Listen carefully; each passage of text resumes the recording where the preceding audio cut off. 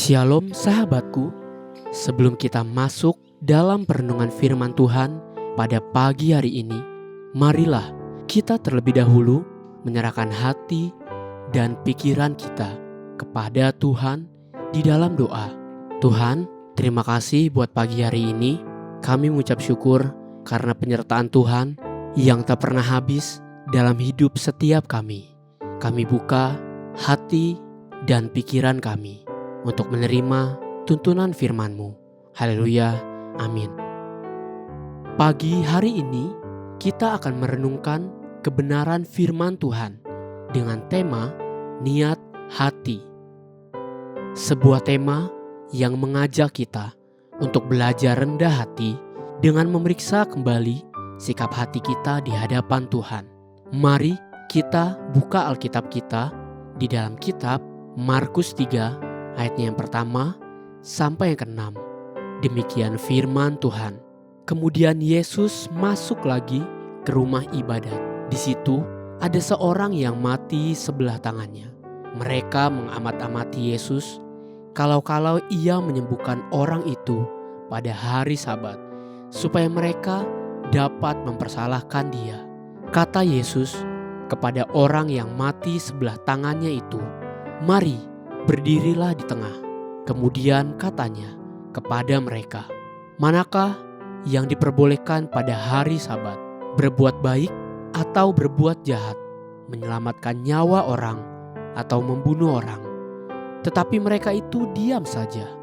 Ia berduka cita karena kedegilan mereka, dan dengan marah ia memandang sekelilingnya kepada mereka.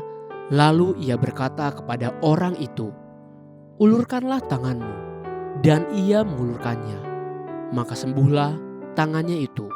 Lalu keluarlah orang-orang Farisi dan segera bersekongkol dengan orang-orang Herodian untuk membunuh dia. Betapa pentingnya kita menjaga niat hati kita masing-masing. Ketika manusia jatuh ke dalam dosa, Tuhan mengampuni manusia. Namun ketika Dia melihat niat hati manusia yang selalu cenderung licik dan jahat, Tuhan memutuskan untuk membinasakan mereka. Pertama kalinya dikatakan tentang kebusukan niat hati manusia terjadi pada zaman Nuh.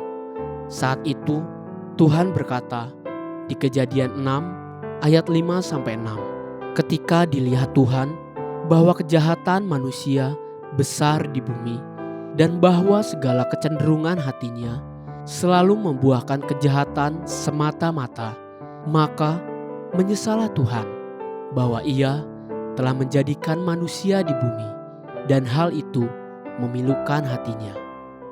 Demikian juga yang terjadi di dalam rumah ibadah pada waktu itu, di mana orang-orang agamawi, mungkin para imam, para Farisi, atau semua orang yang merasa dirinya benar, mereka mengamat-amati Yesus, bukan untuk belajar dan mengikuti jejak Yesus, tetapi sekedar untuk melihat kalau-kalau Ia menyembuhkan orang yang mati sebelah tangannya itu pada hari Sabat, supaya mereka dapat mempersalahkan Dia.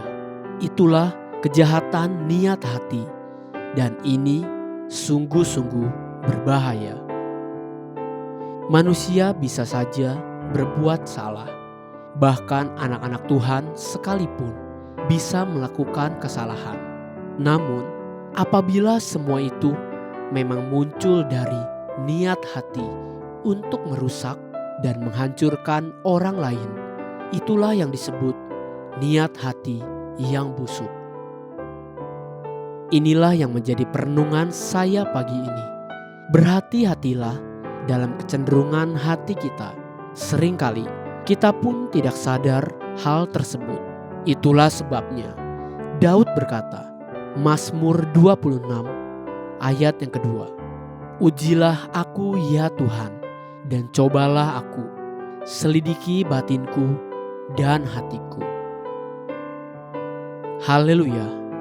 Sahabatku, biarlah firman Tuhan pagi ini menjadi terang bagi langkah kita dan kekuatan bagi perjalanan hidup kita Sepanjang hari ini, mari kita menutup renungan ini dengan doa. Tuhan Yesus, terima kasih untuk kebenaran firman-Mu yang terus menegur hati setiap kami. Bapa, terus ingatkan hati kami untuk mampu berlaku benar di hadapan-Mu. Dan ingatkan hati kami ketika hati kami mulai melenceng dari apa yang Engkau mau dalam hidup kami. Amin. Jesus loves you, and so do I.